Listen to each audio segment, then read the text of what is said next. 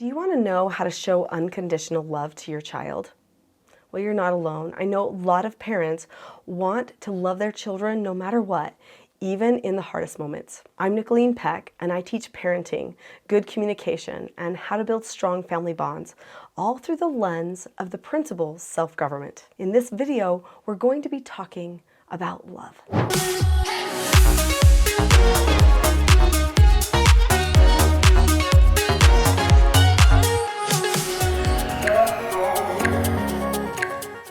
In this video, I'm going to be sharing with you some tips that probably are not out there anywhere else on how to show unconditional and feel unconditional love towards your child no matter what's happening. I know that our children disappoint us sometimes. That's just part of any relationship, really, isn't it?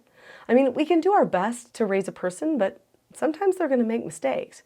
Sometimes those mistakes are bigger than we thought they would be. And that's life. So one of the first things that I'd like to suggest is if you want to show your child that you love them no matter what, then make sure that when they make mistakes that you don't take it personally. I know that's easier said than done, but it is possible to do. Probably one of the biggest mistakes that parents make is over-investing in their child's success, to the point that if their child doesn't succeed in a way that they want them to succeed, that the parent takes it personally and then starts to take it out on the child. This then damages the relationship. It is certainly not healthy for you or your child. So what can you do to not take it personally? If you feel emotional about something, or you feel that something was a personal attack, maybe they're calling you names, swearing at you, yelling at you, telling you that they don't love you or they don't care, how do you not take that personal? Well, you tell yourself, that's a child, and that's a behavior. It's just a behavior. Every single behavior that a person exhibits is technically just a choice that they made. This does not mean that it can't be changed. This does not mean that it's completely rooted in truth. Choices are just that, choices. They can be rooted in lies or rooted in truths. They can be done to manipulate or to communicate something that's healthy. What we need to do is remember it's just a behavior, and it's just a child trying to express something. So tell yourself they're trying to express something. They want me to understand them in some way. I don't need to take this as a personal attack, even though right now they're not knowing how to express themselves well and they're trying to do a personal attack. Here's the thing. If you engage with them in the attack language, so they start attacking, you start attacking back, that's an old-fashioned power struggle. If you get into that place with your child, you're actually not showing that you can unconditionally love them. Now what you're doing is saying, you are not pleasing with me and I'm willing to go to battle with you over it. We shouldn't have to battle with our children to help them learn what's right and wrong. In fact, it's better for them to see that they are just battling themselves. Now, this doesn't mean that we let them get away with a lot of misbehavior. We still need to consistently correct the misbehavior and point them in the right direction, but we certainly don't need to take it personally, and we can be prepared to correct those misbehaviors with a concrete structure that they know and that we know, so that we don't have to get trapped by a possible power struggle. Now, if you've subscribed to this channel already, you know that I am all about calmness, but I'm all about consistency too.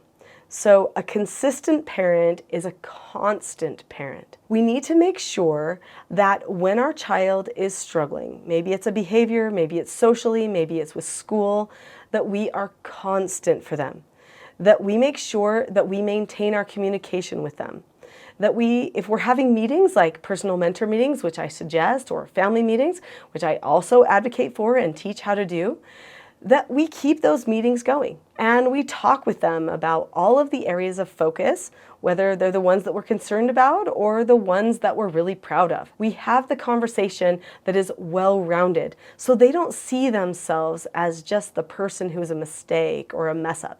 When a child starts to see themselves as the person who's disappointed their parent, sometimes they can fall into a depression and convince themselves that the parent is not happy with anything that they do. It's very common for children to think in absolutes or have polarized thinking where it's all or nothing. This type of a fallacy is absolutely damaging to their relationships and sometimes even their future mental health. So trust me when I say the last thing you want to do is make it seem like when you correct something that child is actually a bad person. They're not a bad person. It was a wrong choice. They can learn from the choice and then they can move on.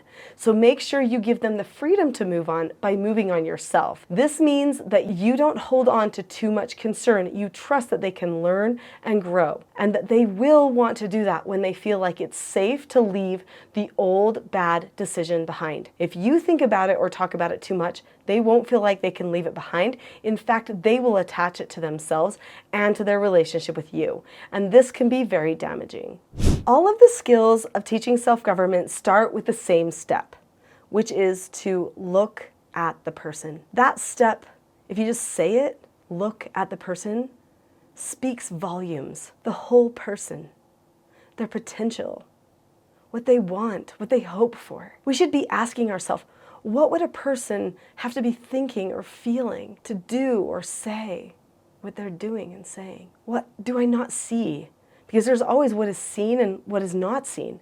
That's a principle. We need to be asking ourselves to look deeper into the person and to give them more credit. Don't villainize the child just because they do multiple things in a row that are disappointing or maybe even seem to go purposely against the rules or standards of your family.